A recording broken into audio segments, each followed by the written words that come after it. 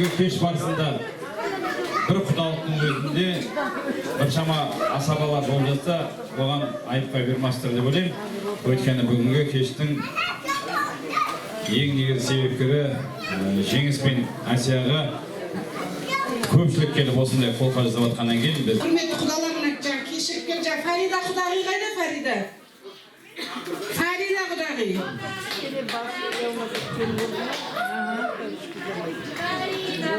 Мадина қайда, Мадина? Бірдей бір құдағи бұл кісі. Мына жерде мына бағанағы нағашы апасын дедім ғой, міне екінші нағашы апасы жаңа кешігіп келді, Жұмакүл деген тәтеміз. Туған құдағиларымыздың туған әкпесі ана кісіден кейінгі. Оның кейін Жеңістің құдағиы Аминаның абысыны. Фарида деген қыз. Міне сенің орның осы жерде болу керек. Мына қыз Мадина деген ана үлкен жаңағы нағашы апасының Жеңістің бөлесі туған үлкен. Мына балаңмен де танысып қойыңдар, бұның да ерекше таныстыратын жолы бар. Жаңа мына Нұрлан деген құдаларымыздың ұлы Дәнибек деген жігіт. Айсұлу, келе көрген. Біз енді Жеңістің Құдайға шүкір, ол бауырға деген адалдығын жақсы білеміз, соғысының бірі жақсы көретін қарындастары бар. Соның ішінде Айсұлу және Саят. Саят, Айсемен бажа боласың ғой. Көп-көп рахмет, той құтты болсын. Болды? Қайтсыңдар? Рахмет. Келесі кезекті мен Миратқа бергенге отыр. Мират бауырымызға өткені жоқ, бір тостан кейін, бір тостан айттым. Қазір ортаға Мират бауырымыз шақырайық.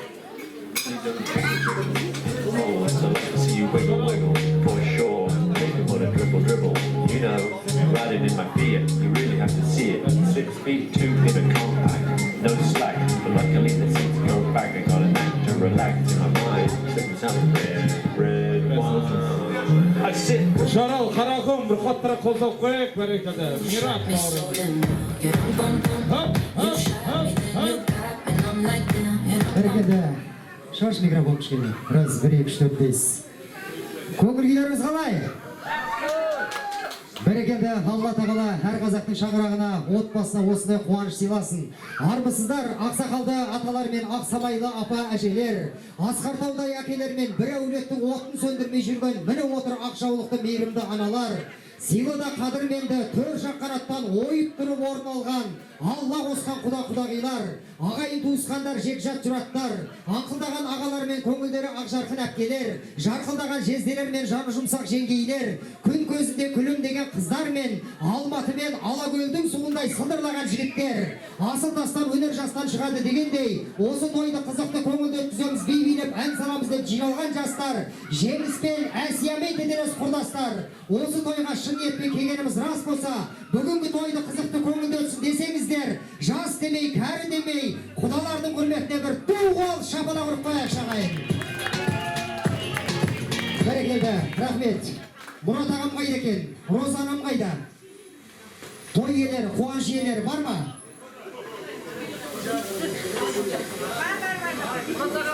Қайдасыздар? Ал енді мынау кішкене ғана сабыр сақтайық. Рахмет, Бақтияр.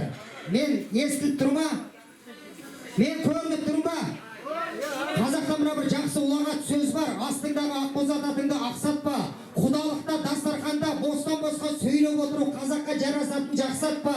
Ортаға Найманның жігіті шығып тұр. Шаралдың баласын 5 сомдық радио оқсап қақсатпа дейді ағайындар. Кішкене бір сабыр сақтап отырайық. Бәрекелді, ал енді қуаныштарыңыз құтты болсын ағайындар. Міне үйің екен, үйің көркі сый екен, саба көркі би екен, сандық көркі түй екен, ақ отаудай көрінген, сіздер үшін алтын басын иіп тұрып адал дастархан жайып отырған Мұрат ағамыз бен Розадай мейірімді анамыздың үйі екен. Ассалаумағалейкум, ақтан келдім, ай туып күн шыққан жақтан келдім. Қалымбет досым осы тойға себепкер бол деп, осы әулеттің батасын ал деп шақырған соң, шын жүректен алтын басымды иіп тұрып сонау мынау Алакөл жақтан келдім. Жарқыраған нұрлы аспанның жұлдызы, көзі тартар Алатаудың шыңғызы. Сәлем бердім құдалар сіздердің мына төр ауылдарыңыздан. Армысыздар қазағымның ұл-қызы деп, бір алтын басым дейіп қояйын ағайындар. Ал енді қуаныштарыңыз құтты болсын, тойларыңыз құтты болсын. Олай болатын болса, бәріміздің де жан жүрегімізбен алып келген, жан қалтамызға салып келген тамаша, қосылған қос балапанымызға деген аталы-баталы ақ тілекпен келіп отырмыз. Қазбек, кімді ұрайын, ой, кімге берейін? Мұндамын, ой, Қазбек, сен вообще көп тұрған жоқсың ғой мені. Иә.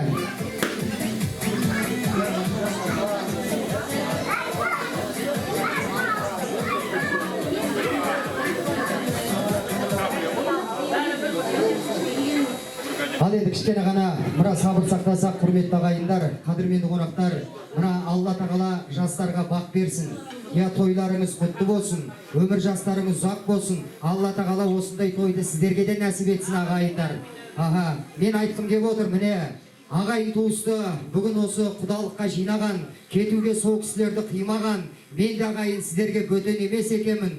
Тарихта алтын әріппен жазылған ұлағат сөз бар. Мұхаммед пайғамбарда күйеу баланы сыйлаған деп, күйеу балаларыңыздың құрметіне бір қошемет ұрып қояйықшы.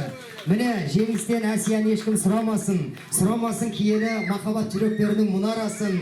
Жеңіске әсияны құдіреті күшті Алла тағаланың өзі берген. Пейіште періштелер жылағасын деп, бүгін міне жүректеріңізге ақ батаны үйіп, осы жастардың құрметіне келіп отырған қадамдарыңыз құтты болсын ағайындар.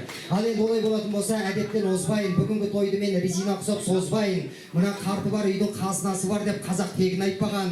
Меккеде бір ағаш бар басын иген, жайқалып жапырағы жерге тиген. Міне отыр ақ жаулықты аналарымыз, Алла сүйген. Жақсылығы осы кісілердің бүкіл ұрпақтарына тиген дейді. Бәріміздің анамыз, бәріміздің панамыз. Ақ жаулықты аналардың алдында бәрімізде баламыз. Қырау шалған самайын, қыдыр тұтқан ағайын, көтерем деп жүр әлі.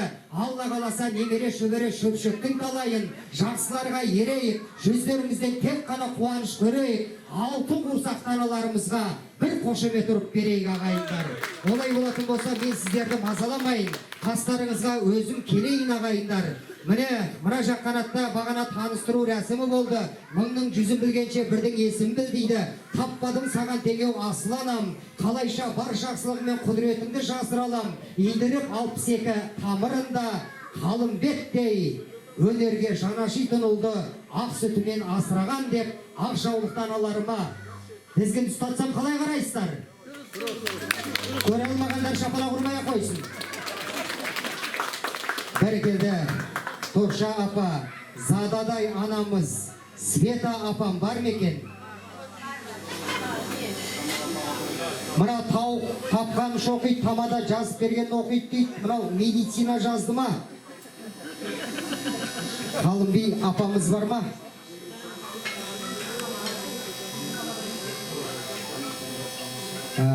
Все, кешірім сұрайын. Халық жаулықты аналарым тағы да бар ма? Анамның атын атап едім ғой.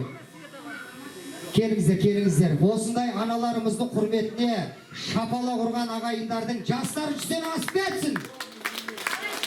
Апаларымның ақ тілегін тыңдамай дастарханда өсек айтып отырған ағайындардың мәпелеп өсірген қыздары ұзатылмай байға қашып кетсін. Шапалақ ұрып отырған ағайындардың үйлеріне Алланың нұры түссін ағайын. Шапалақ ұрмай, апаларым тілегін тыңдамай отырғандардың үйлеріне түнгі сағат 2-де ұры түссін деп қояды апа. Ондай болмасын, қуаныштарыңыз құтты болсын, тойларыңыз құтты болсын. Нұржамал апам қайда? Нұржамал анам қайда? Нағаш апасы, екі әулеттің арасын жақын қылған нағашым, екі ауылдың арасын тату қылған нағашым, көзімнің ақпен қарасы, жанашы жұртым нағашы, нағашылардың жақсысын тура осы әулеттен табасың дейді. Ал енді сіздер ақ тілек айтқан кезде мейірімді ақ жаулықты алтын құрсақты аналарымыз сіздерге көңіл бөліп тыңдады ағайындар. Олай болатын болса, Жұмакүл апам қайда? Бұл кісілерге топтап берсең айда боқтап кетпесе болды. Ой, келіңіз. Мамзелейді күзеткен салдаттар құсап мен жерге бұрылышқа тығытсадым ғой сіздерді. Ал енді қуаныштарыңыз құтты болсын. Мына жақта алып жатқан, пихайтеді асқазанға салып жатқан ағайындар.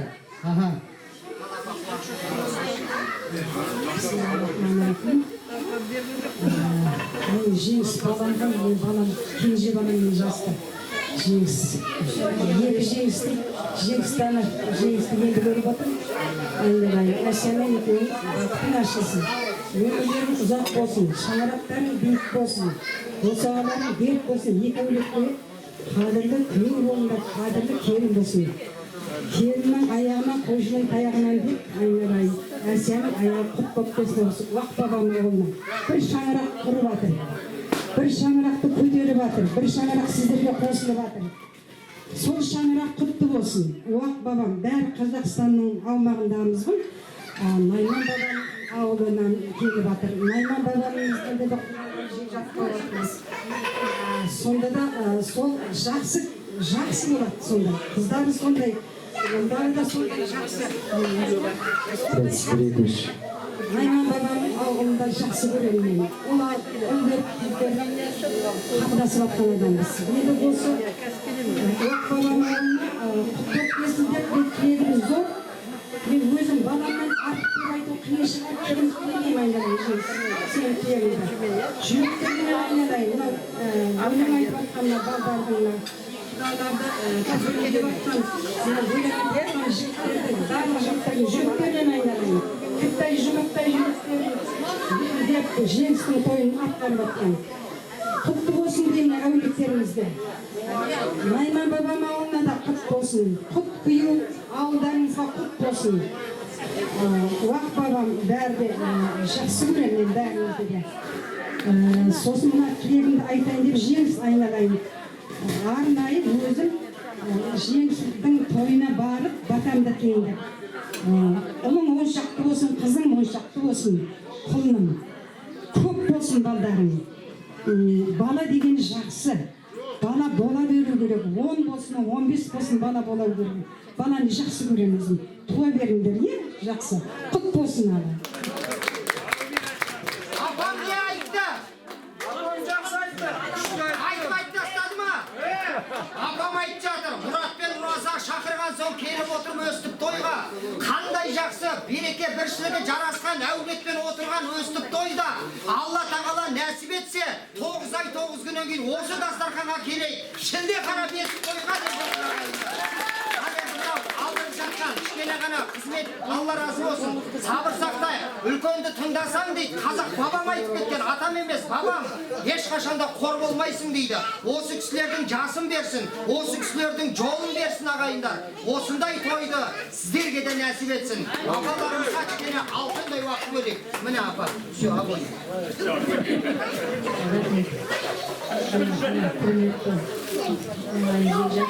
Жасалған тойларыңыз құтты болсын, жатқан құралдарыңыз Құдай ауызын шегін берсін, келген қадамдарыңыз құтты болсын. Жеңіс нелері апам арқылы, қалымбет арқылы танысып жатыр айналайын. Жағынан болсын, жеңісің, атына сай жеңіс болсын. Әсиямен екеуің бақытты болыңдар, ұзақ өмір сүріңдер. Әрқашанда Құдай үйлеріңнен қонақ арылмасын. Жақсылықта, тойда шауып жүре беріңдер. Барлық құраларыңыз бәріңізге жақсылық тілеймін. Әрқашан осылай тойда балдардың қызын көріп жүре беріңіздер. Рахмет, анамызға бір қошемет көрсетіп қояйық. Енді құрметті құдаға келген қадамдарына өтсін. Тойге шыққандарыңыз құтты болсын. Біріншіден мен айтайын дегенім, мына айтып жатыр ғой, Мұрат пен Розаның баласы. Жоқ, ол Мұрат пен Розаның баласы емес. Ол деген апасы мен атасының баласы. Ең бірінші Жанаркүлдің баласы. Жанаркүл деген әріптесі. Осылар үшін чырпыр болып, қанаттыға қақтырмай, тұмсықтыға соқытпай, осы жерде чырылдап, әрбір табандарына кірген, жаңқаларына жүрек ауырып, сондай шын жүрегінен осы вообще жеңіс, енді басқа балаларды білмеймін, осы жеңіс Жанаркүлдің баласы. Жанаркүліміз біздің тура мына төбеде қарап отырған шығар қазір бізге. Бір аунап жатқан шығар, қуанып жатқан шығар. Сіздердің нағыз құдағиларыңыз сол Жанаркүл болатын еді. Ендіке міне сондай болып қалды. Жаңа ана тамада айтқандай немерет байлар саясынан тыс жерге ерте кетіп қалды. Ол Жанаргүл менің бір жағынан қарап отырсаңыз, қазақ бір-бірінен сұрастырса, жанында отырған бәрі туыс ағайын болып кетеді. Мінекей Жанаргүл менің қайсыңым бір жағынан. Енді қараңыздар, мына Данияр Жеңістің інісі, ол менің үлкен ұлымның кіндік баласы. Енді мына Жеңіс ол менің өзімнің балам. Мен оны Мұратқа да, Розаға да, іс қайсына да сенің балаң деп айтуға қимаймын. Өйткені ол менің балам. Екі Жеңіс менің балам. Сосын мына Жеңістің достары мына жерде отырған. Мына апалары, мамалары келіп отыр ғой. Қазір ғана көріп отырмын бұл кісілерді.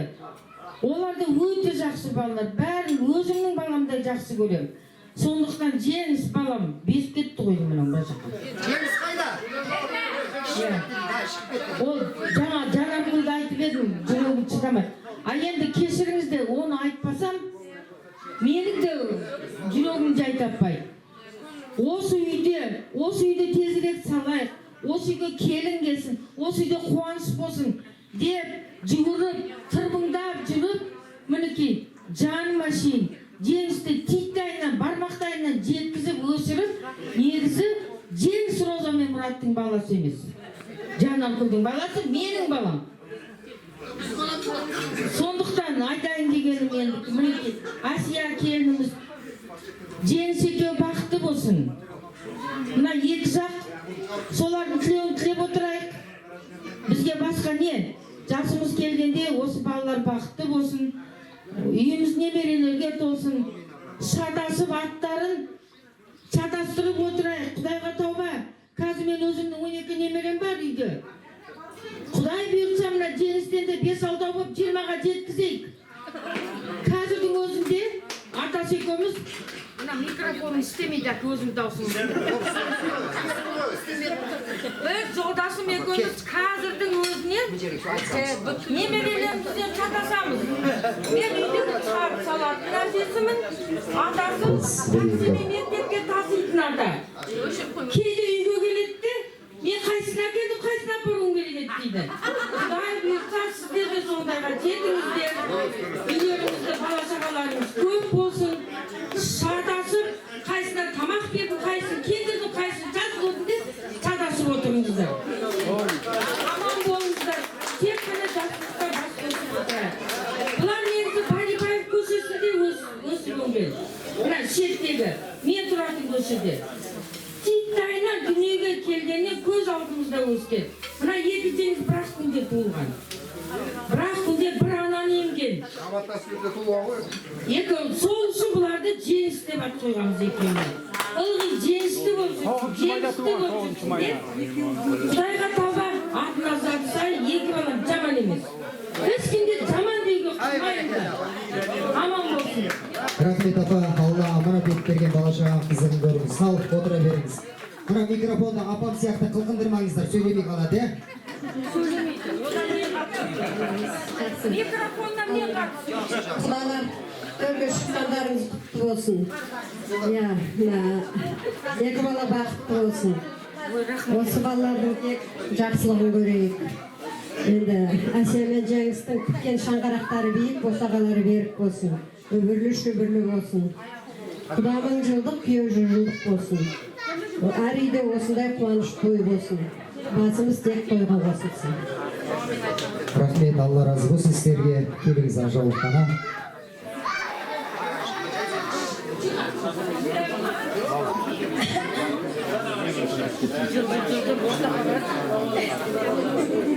Ал біріншіден сәлем бердім бүгін. Құдаларға сәлем беріп жатырмын. Менде көптен бері көрмеген бұрынғы сүрленген құда-құдағилар отырмында, туған туысқандар, бәрілеріңізге бір сәлем. Енді бүгін Алпысбай, құдам, Мұрат, Роза, тойларың құтты болсын. Біздің Аменамыз әрқашан шапқылап жүгіріп жүретұғын. Бәрілеріңіздің тойларыңыз құтты болсын. Құдаларың гүл бітсін, төрлеріңіз құтты болсын. Жаңа светімет атын ұтқа бітсе бір талай кішкене өмірбаянын бәрін айтып кетті. Енді ойлаймын мен, Мұрат болмаса, Роза болмаса, Жеңіс болмаса еді. Оларға рахмет. Розаның енесіне беріп баласын, одан Жанаркүл құдашамыз бақты. Бір ол рас бәрі. Сол Жеңісті бәрімізде де жақсы көреміз. Сол Жеңіске бәріміз де бақыт тілейміз. Өнерде мына жеңгелеріне рахмет айтқым келеді. Осы той басталғалы шапқылап, шашпауын алып, жүгіріп жүрген келіндерге, Жеңістің жеңгелеріне мыңда бір рахмет, ағайын туыстарға рахмет айтқым келеді. Ана күні құдалыққа кішкене денсаулығым болмай бара алмай қалдым. Бүгіндегі кешігіп келдім, кешіріңіздер. Енді мен ойлаймын, екі бала бақытты болсын. Оған басқа не керек? Жақсы қыздарыңыз жақсы жерге келді, көріп отырсыздар мұны келген жерін. Жақсы келін болсын, үбірлі шүбірлі болсын Жеңіс екеуі. Екі жаққа да бірдей сыйлы болсын. Жеңісті өзіміз бәріміз де жақсы көреміз. Енді балаларға тілейтінім тек қана бақытты болсын. Құдалық сый-сияпатымыз еш уақытта сөнбесін. Бір-біріміздің әрқашанда төрімізден табылатын болайық. Рахмет, бүгінгі дұға тілектеріңізді жаратқан ием қабыл етсін. Жастар бақытты болсын, қарттарымыз, қазыналарымыз аман болсын ағайындар. Мені көріп жатсыздар, бүгін міне құдаларымыз келеді деп, осы әулетті құрметтеп, сыйлап, небір талантты ол қыздарыңыз келіп отыр. Солардың ішінде ең жас, талай белестерді бағындырған 10 жасар Алакөлдік әншілеріңіз келіп отыр ағайын. 7-ші республикалық жас таланттар іздейміз. Балалар мен жасөспірімдер арасында вокал номинациясы бойынша 3 түркі лауреат иегері. Қазақстан Республикасы Алматы қаласы 2015 Самға жұлдыз конкурсының бас жүлде иегері. Фаризажан Фариза атты республикалық конкурстың гран-при иегері. Венгрия, Монғолия, Якутия, Қырғызстан, Түркия, Қазақстан арасында өткен Аманат музик фестивалінің бірінші орын иегері. КТК хабар телеарналарында болып жатқан көптеген телесериалдардың ең жас беделді актері, интернет арқылы Мұхаммед үмбетіге жарапазан, бір келген 12 айда оразиман, оразан қабыл болсын мұсылман жан, бүкіл мұсылмандар 30 күн бойы айтып өткен жарапазан деп, қазақ халқына жарапазан айтқан Бақтияр Зейнелхан ұлдарымыз қонақта бүгін.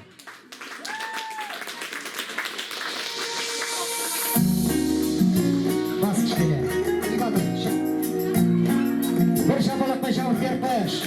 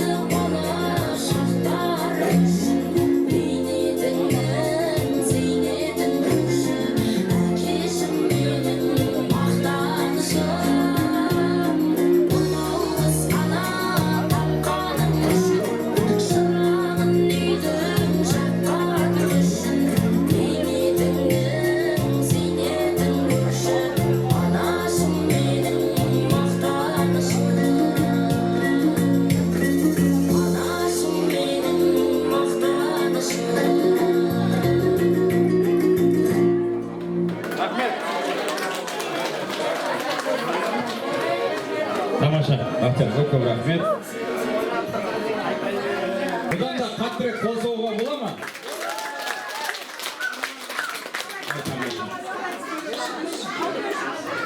Мен осыдан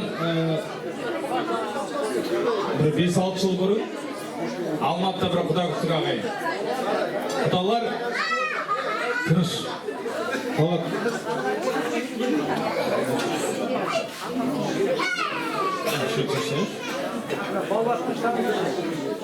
Осыдан 5-6 жыл бұрын құда күттік. Құдалар Ресейдің Омбы деген қаласынан келді.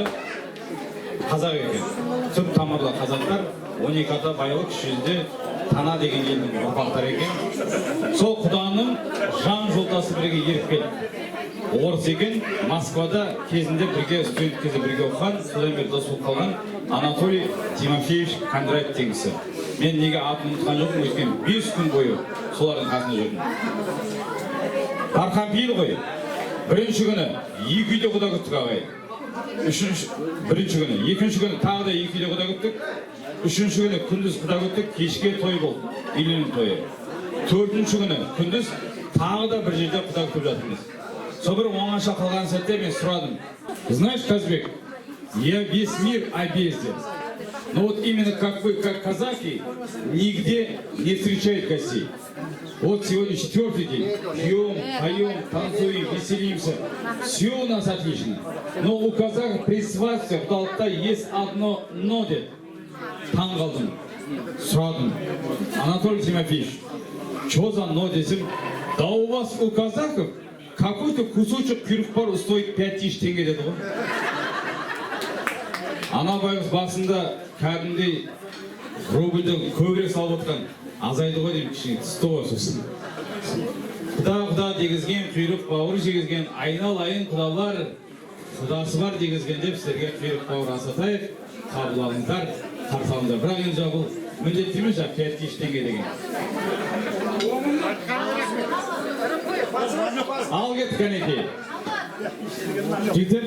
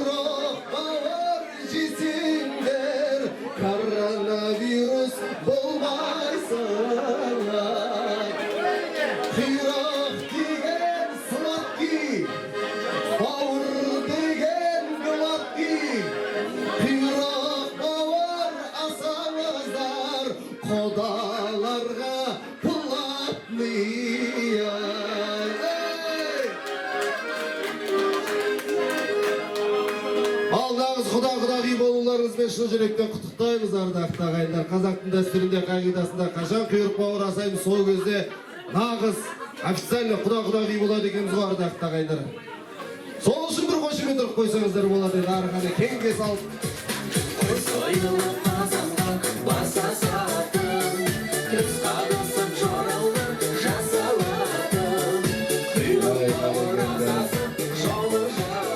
Енді мына ардақты ағайындар, бұрындары ертелік уақытта, қара шүйдің уақытында, заманында бір атамыз бен апамыз үлкен той жасап, енді ол кездегі той 30 күн ойын, 40 күн тойын тойлайтын кездер ғой ардақты ағайындар. Сөйтіп жаңағы апамыз бен атамыз 30 күн ойын, 40 күн тойын жасап, тойдың соңғы күн уақытында атамыз бен апамыз ақылдасып отыр дейді. Ай кемпір-ау, тойды жасадық, бәрі жақсы болды, ешнәрсе ұмытпадық па дейді. Сол жаңа атамыз айтады дейді, апамыз айтады, бәрі жақсы сияқты, ешқандай ұмыту болмаған сияқты. Енді таң ата құдалар жолға шығады ғой, бәрі қара шүйдің ішінде ұйықтап жатыр, ешнәрсе ұмытпаған сияқтымыз деп жатқан сәтте не керек құйрық бауырды асатуды ұмытып кеткен ғой. Сөйтіп жаңа апамыз бен апамыз біраз айқайласып, айналайын біз 30 күн ойын, 40 күн тойында құда деп қоямыз. Нағыз құданы айтуымыз әрине құйрық бауыр асасқаннан кейін ғой. Неге біз оны ұмытып кеттік деп, не болса да беріп құтылайық деп түннің ішінде біздің уақытпен бірдің шамасы шығар.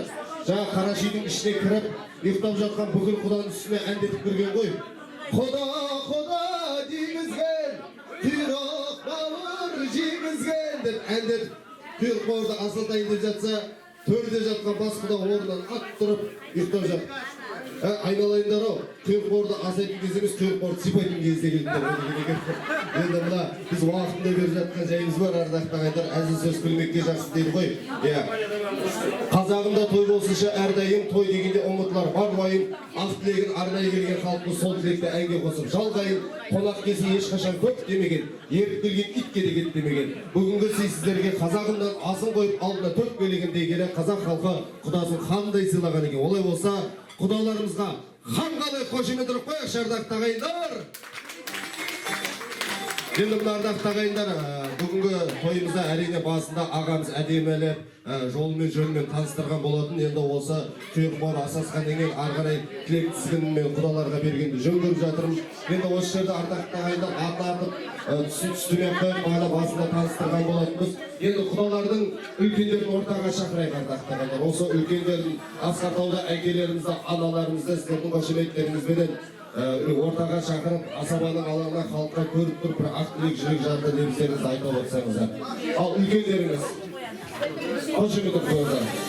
Құдалардың барша үлкендерін ортаға келіңіздер, асабаның алаңына, ақ тілек алаңына келіңіздер.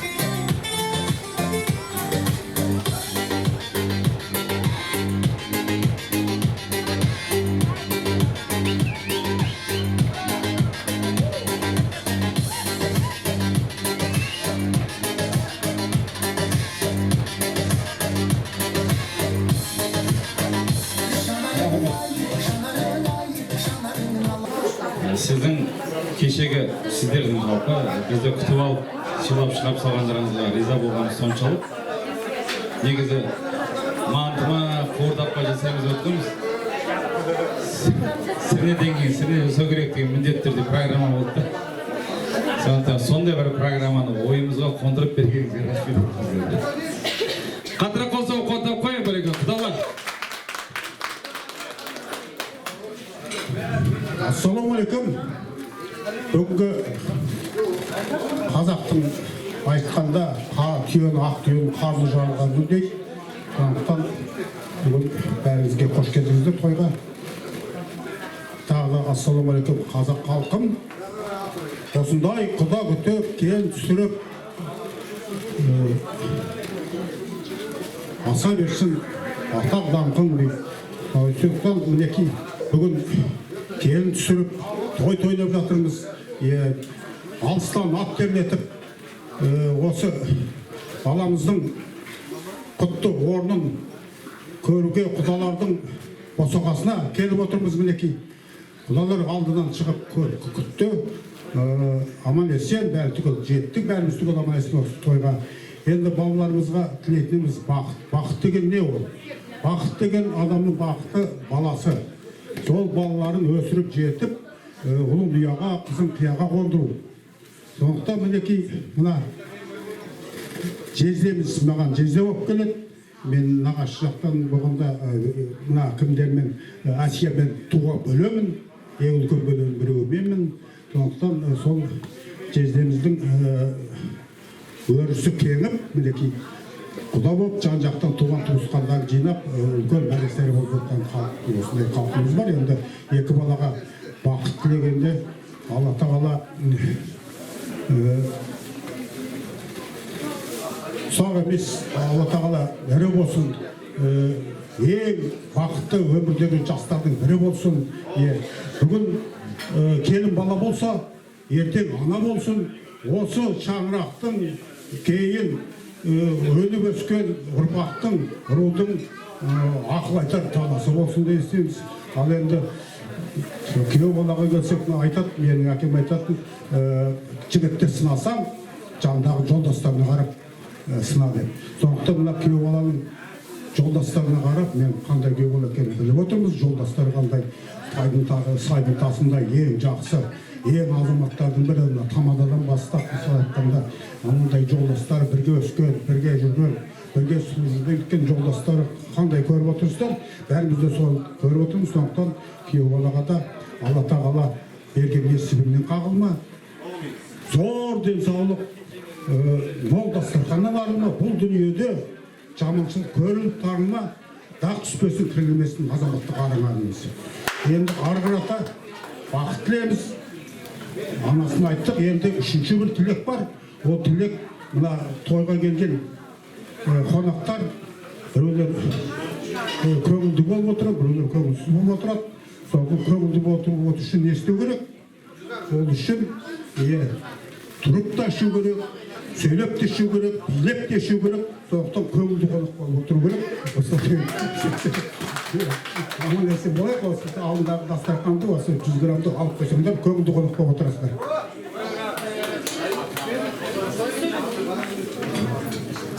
Ал құрметті құдалар, құдаларым, құдалықтарым құтты қайырлы болсын. Семей қаласынан келіп отырмыз. Денсаулықтарыңызда болсын, екі жас бақытты болсын. Күйеу болған жеңіс, міне бүгін жеңіске жетіп отыр. Осылай жеңіске жете берсін, өмірлі шығымы болсын. Келесі жолы ішінде келгендер бәрі кездесіп, денсаулықтарыңыз зор болсын. Құда-құдағидан тойыңыз құтты болсын. Тойшылға тойларыңыз құтты болсын. Енді бұл жерде бөтен адам жоқ қой, негізінде. Мен жаңа бағана таныстырып өтті. Біздің кіші әкеміз осы кісінің әпкесінің баласы болады. Біздің Бауыржан. Ал енді мына жеңіс пен Асияның шаңырағы биік болсын. Терезесі кең болсын, терезесі тең болсын. Енді құда-құдағи қондырған құстарыңыз бақытты болсын, балапаны көп болсын. Енді барлық үйге осындай той тілеймін. Тойдан айырмасын. Енді бастарына бас, жастарына жас қоса берсін. Бала-шағаларыңыз аман болсын. Балалы болыңыздар, немерелі болыңыздар, немере сүйгендер шөберелі болыңыздар, шөп-шөп сүйіңіздер. Әрқашанда жақсы тойда болыңыздар.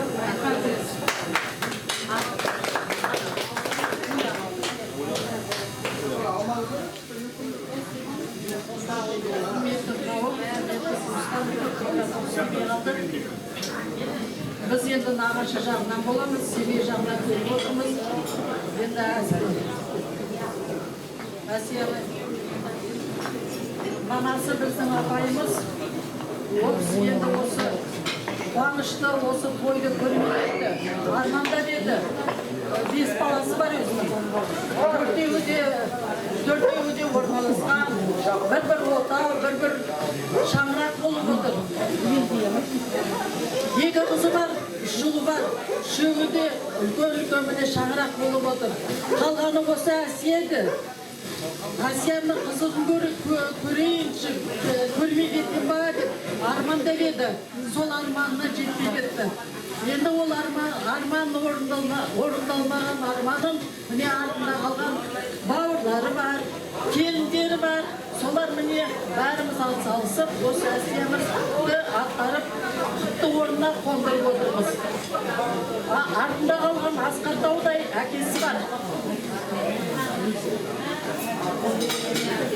Міне осы Әсиямыз міне өзі айта берсең сөз көп. Өзін етіп, оқыды, бір үй болды шында да, үйде бар, оқуы да бар, дипломы да бар. Өте ақылды, өте тәртіпті, өте осы сіңілімізден өте мықты үй болады екен, болатынына Жеңіс екеуіне өте сенімдіміз. Жеңіспен енді Алла Тағала қосып отырған шығар екеулеріңді. Әйтпесе екеулерің болмасаңдар, мына осы жерде отырған құда-құдағайды білмес едік. Сіздерді біз білмес едік. Бізді сіздер білмес едіңіздер. Соны о жақта кімді кім біліп жатыр қазір. Осы 2 баланың арқасында бірімізбен біріміз танысып жатырмыз. Енді 2 баламыз бақытты болсын. Мынандай үлкен шаңыраққа түсіп отыр екен. Үйін көрдік, мамасын көрдік, бәрін көрдік, туған туыстарын көріп отырмыз қандай екен. Көзімізбен. Енді жаман жерге барған жоқ, жыламайтын жерге барып отыр екен деп көзіміз жетіп отыр. Бақытты бол айналайын сіңілім. Жақсылық болсын, ақ жол екеулеріңе тілейтінім.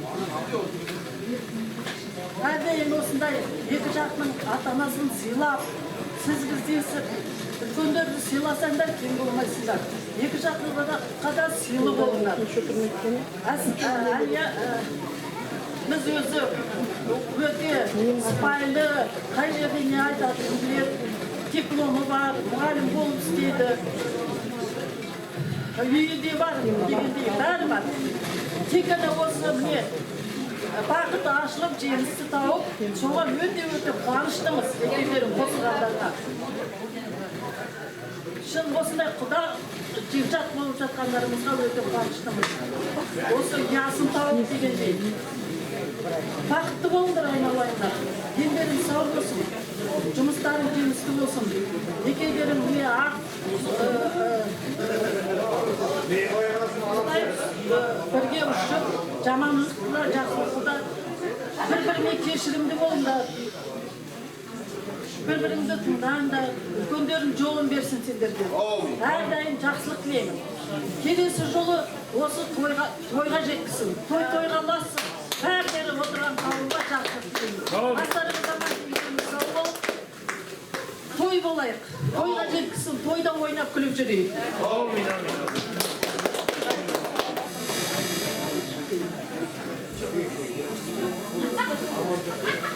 Құдалар, тойларыңыз құтты болсын, 2 жас бақытты болсын. Мен сіздердің құдаларыңыздың ағасының қызымын, құдаларыңыздың.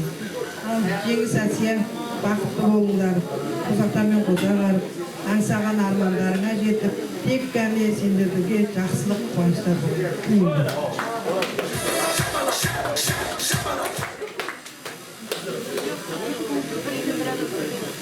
Қосамыз ба? Бәрекелді ардақтар, тілектеріңіз қабыл болсын дейміз. Аман болыңыздар, сау болыңыздар. Енді мына құдалар сіздердің құрметтеріңізге тамаша би болса, ортада керемет би деймін ардақтар ағайындар. Құдалар мен ардақтар ағайындар, мына ата әжелеріміз келіңіздер енді. Тойдың басында айттым ғой, көкпар тартатында Алтыбақан тебетінде жағдайдағы ата әжелеріміз бар деп. Бүгінгі тойдың ажарын сәнін келтіріп отырайық құдалар мен тамаша. Би билейік ардақтар ағайындар. Ал кәнекей, маэстро.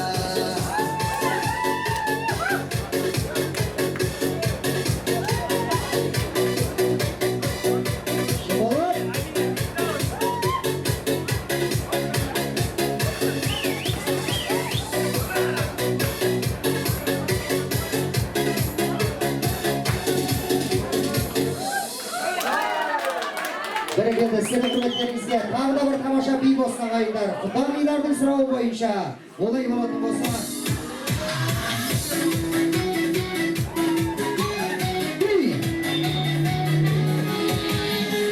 Сенің жан-жағыңды емдейді, жар болуды қаламайсың емдейді, сонда сенің махаббаттың болуға материалдық жағдайың келмейді. Рахмет. Көңіл-күйлеріңіз қалай?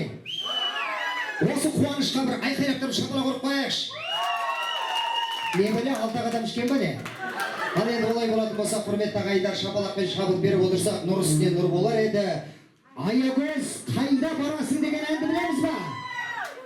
Олай болатын болса, сол әнді жазған, әнін де сөзін, автордың өзі Алла нәсіп етіп қуанышымызға келіп отыр ағайындар. Автор Нұртуған Жаңабай бауырымызға бір шапалақпен шабыт беріп қояйық. Аягөздің авторы.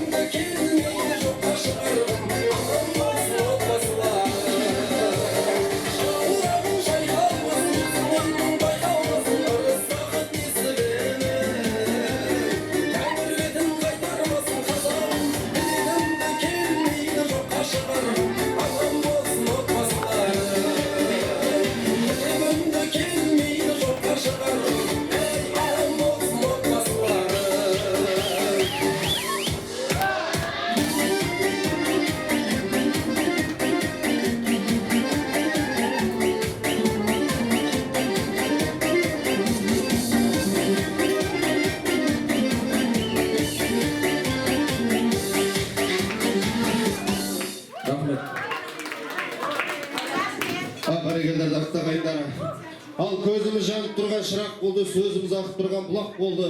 Ас қайыр орнымыздан тұрайық, отырған орындықтан да ұят болды деп құдалардан бата сұрайық ардақты ағайындар. Бісміллә деп қол жайық.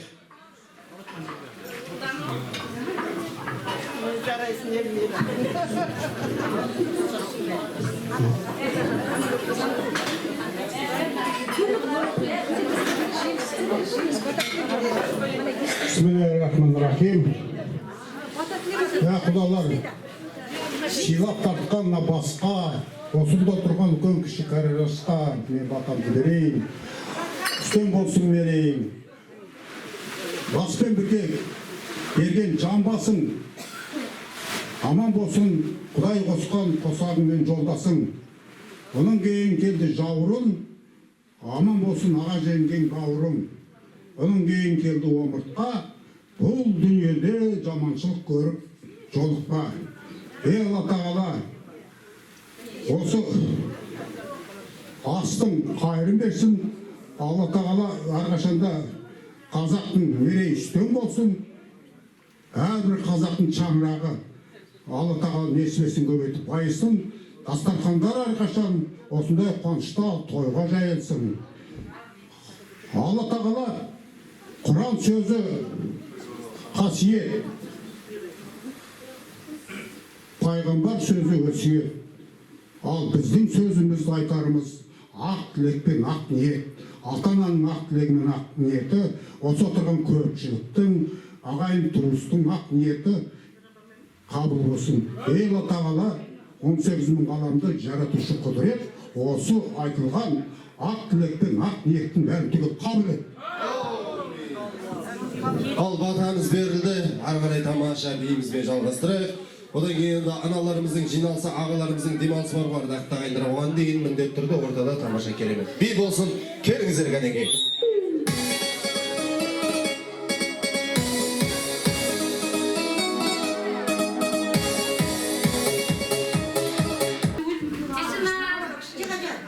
Қызы қырымсыз болмайды дейді ғой. Қазақтың жолымен сынаның ішінде анасының өзінің жинаған терген көрпесі бар. Осы Әсияма өзінің қолымен жасап, қолымен тіккен көрпесі әдейілеп. Мынау енді шынын айтқанда махаббат көрпесі. 2 жас бақытты болсын деп, ең бірінші осы көрпеден бастайық. Осы шында да адал жүрегімен осы Асияның немесін қызын көрген кетсе де, осы көрпенің ішінде аунап қулап жатсын деп, бала шағасы жатсын деп, міне сіздерді махаббат көрпесі ашын.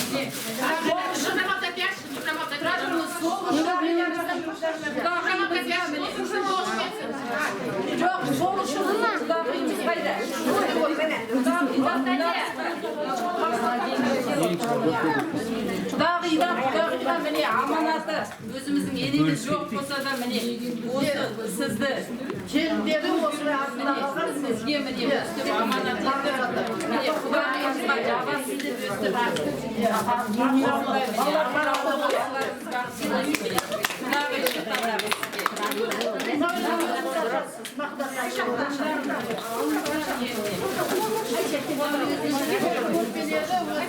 жасап қолымен жоқ өзіңіз ашып бересіз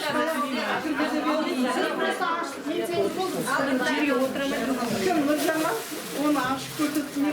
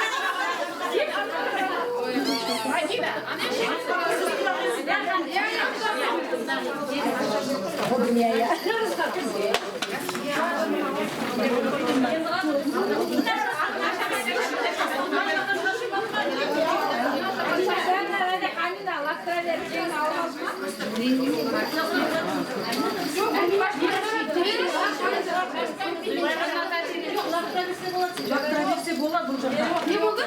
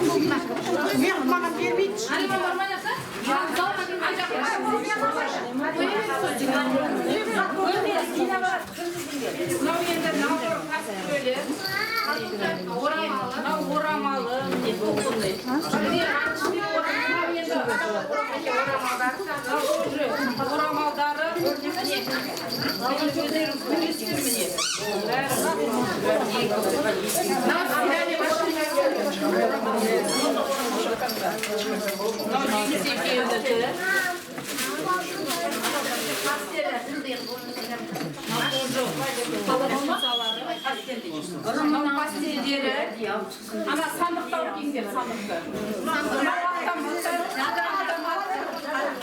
Холодильнигі бар сосын келin.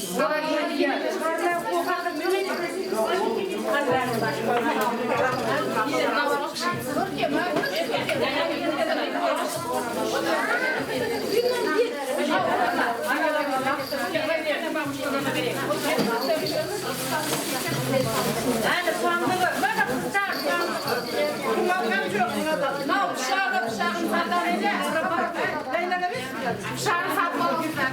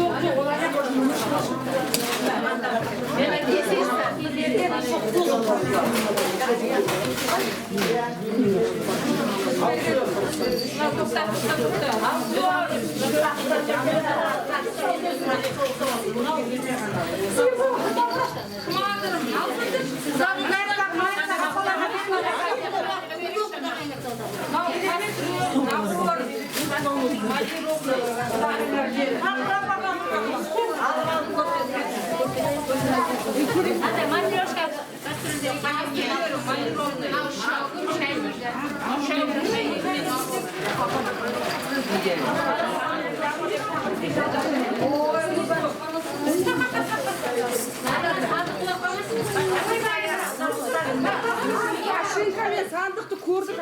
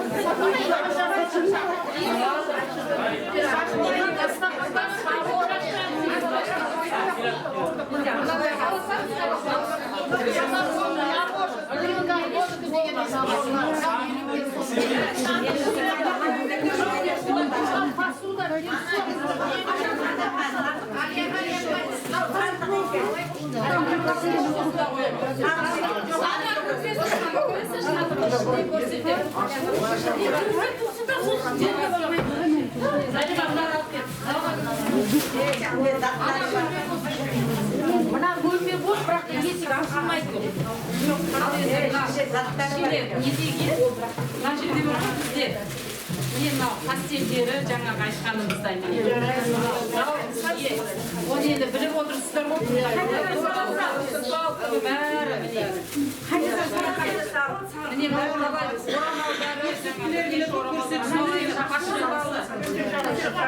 мынау көсекөрінің ақшасы, гарнитурының. Міне, жаңа холодильнигіміз бар, автоматымыз бар. Мына жерге скатертіміз қайда?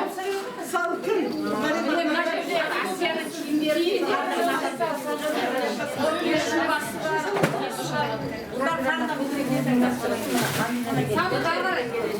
мына жерде міне, мына жерде бір шамадан киім бар, Асияның шубасы бар, ашпай ақ қойып қазіргі жаздық киімдері бар міне. Киімдері надо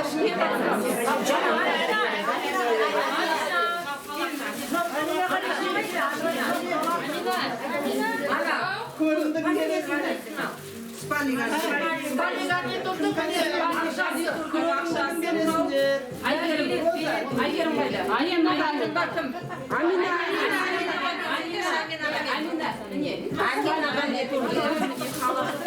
Аминадан басқа ешкімге бермейік дегенше.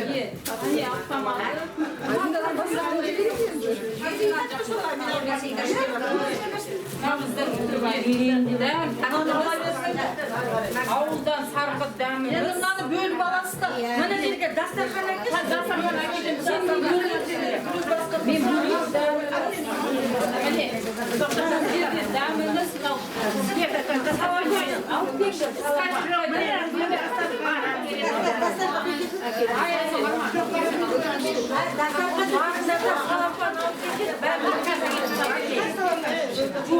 Салапан әкеліңіз.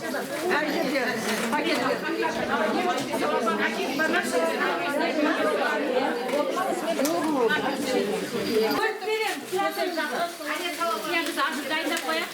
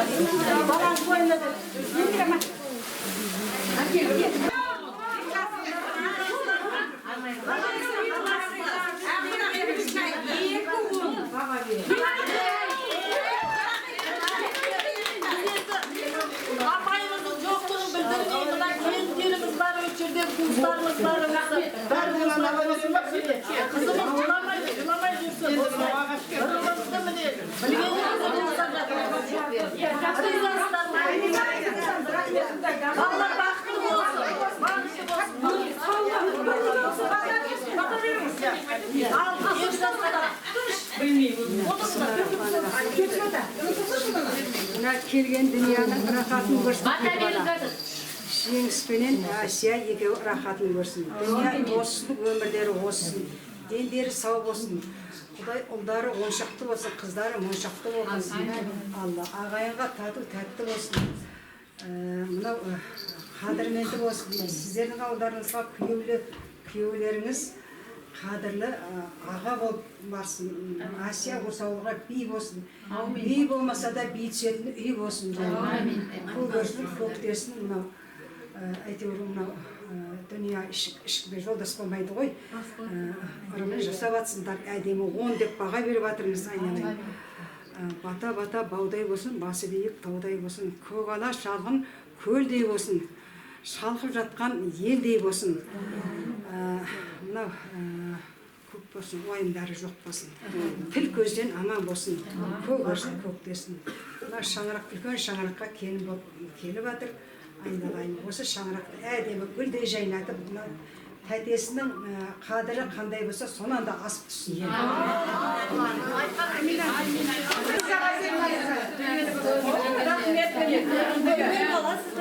Рахмет. Күшті дүниесі. Ол деген бар.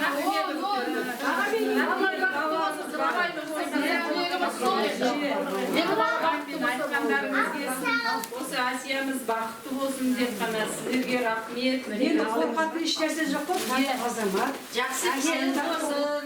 Жеткіздар келіп болсын. Амин. Қазір аяқ заман емес. Қазір бәрі жақсы. Әсия да азамат, жеңіс де азамат. Ешқандай қорқатын ешнәрсе жоқ. Рахмет. Апа батаңыз. Сіздің батаңыз. Батаңызға бір күлде. Аллағы да қабыл етсе бәрі. Айтқандарыңыз келсін.